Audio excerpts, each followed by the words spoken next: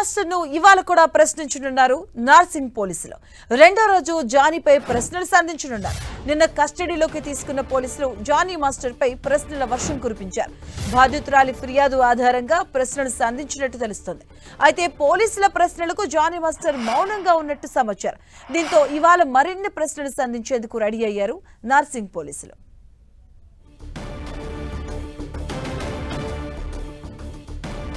దీనిపై మరింత సమాచారం మా ప్రతినిధి సునీల్ అందిస్తారు. సునీల్,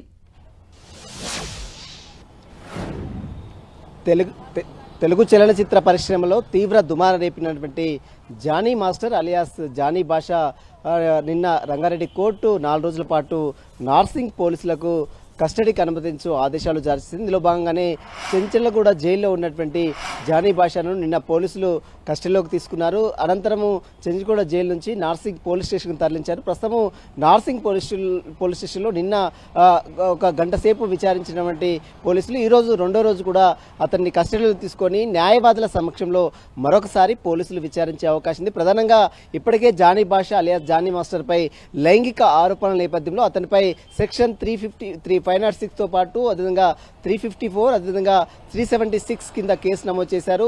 ఈ కేసులో ప్రధానంగా ఈ కేసుతో పాటు ఫోక్సో యాక్ట్ కూడా అతనిపై నమోదు చేశారు. కాబట్టి కొరియోగ్రాఫర్గా ఉన్నటువంటి మహిళను మైనర్గా ఉన్నప్పుడే లైంగిక దాడికి పాల్పడ్డారు. ముంబైలో ఒక హోటల్ తీసుకువెళ్లి లైంగిక దాడికి పాల్పడ్డారని బాధితులు ఇచ్చిన స్టేట్మెంట్ బేస్ చేసుకుని ఈరోజు మరొకసారి జానీ భాషని పోలీసులు సుదీర్ఘంగా విచారించే అవకాశం ఉంది.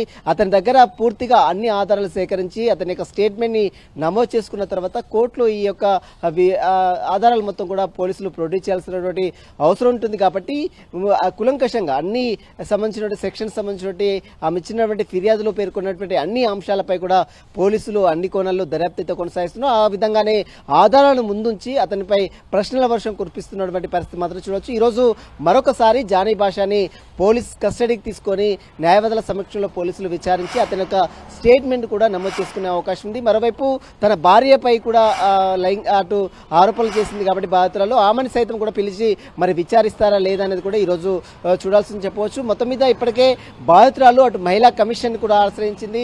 మహిళా సంఘాలు కూడా పెద్ద ఎత్తున బాధితురాలకి అండగా నిలబడ్డాయి. ఫిలిం ఛాంబర్ కూడా ఇప్పటికే ఆమెకు అండగా నిలబడ్డ పరిస్థితి మనం చూడొచ్చు. అయితే మొత్తం మీద జానీ భాష సినీ ఇండస్ట్రీలో ఇలాంటి వారిని కఠినంగా శిక్షించాలని పెద్ద ఎత్తున ఇప్పటికే డిమాండ్ అవుతున్నటువంటి నేపథ్యంలో దానికి సంబంధించిన పోలీసులు ఫర్దర్ గా అన్ని ఆధారాలు సేకరించబడ్డారు. ఇప్పటికే బాధితురాలు ఇచ్చినటువంటి కొన్ని ఎవిడెన్స్ తో పాటు మిగిలినటువంటి అతనికి సంబంధించిన డీటెయిల్స్ అన్ని కూడా ఈరోజు సేకరించి అతని దగ్గర నుంచి స్టేట్మెంట్ నమోదు చేసుకుని పూర్తిగా అతన్ని ఈరోజు మరొకసారి కూడా ప్రశ్నించే అవకాశం ఉంది.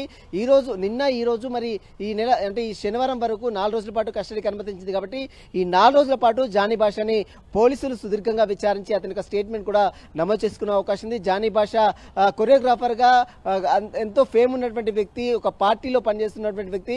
తన పలుకుబడిని ఉపయోగించి తనపై అత్యాచారం చేసి లైంగిక దాడికి పాల్పడి బెదిరింపులకు గురి చేశారు. అసోసియేషన్ లో కూడా కార్డు ఇవ్వకుండా అంటే డాన్స్ కొరియోగ్రాఫర్ అసోసియేషన్ లో కూడా తనకు కార్డు ఇవ్వకుండా వేధింపులకు గురి చేశారు. ఎవరికైనా బయట చెప్తే తనను భయభ్రాంతులకు గురి చేశారు. తన ఒక పొలిటికల్ ఇన్ఫ్లుయెన్స్ ఉపయోగించాలంటూ కూడా బాధితురాలు పోలీసులకు 40 పేజీల స్టేట్మెంట్ కూడా ఇచ్చింది.